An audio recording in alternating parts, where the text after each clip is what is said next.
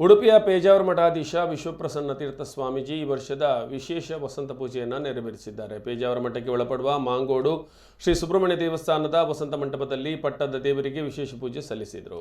ಬೇಸಿಗೆ ಕಾಲ ಮುಗಿದು ಮಳೆಗಾಲ ಆರಂಭವಾಗುತ್ತಿದ್ದಂತೆ ಗಿಡಮರಗಳು ಚಿಗುರೊಡೆಯುತ್ತವೆ. ಮಳೆಗಾಲದ ವಿಶೇಷ ಹೂಗಳು ಅರಳುತ್ತವೆ. ಮಾವು ಹಲಸು ಹಣ್ಣಾಗುವ ಕಾಲದಲ್ಲಿ ಎಲ್ಲರೂ ದೇವರಿಗೆ ಸಮರ್ಪಣೆ ಮಾಡುವ ಅಂತಹ ವಿಶೇಷ ಸಂದರ್ಭ ಇದಾಗಿದೆ ಎಂದು ಪೇಜಾವರ ಶ್ರೀಗಳು ಹೇಳಿದರು.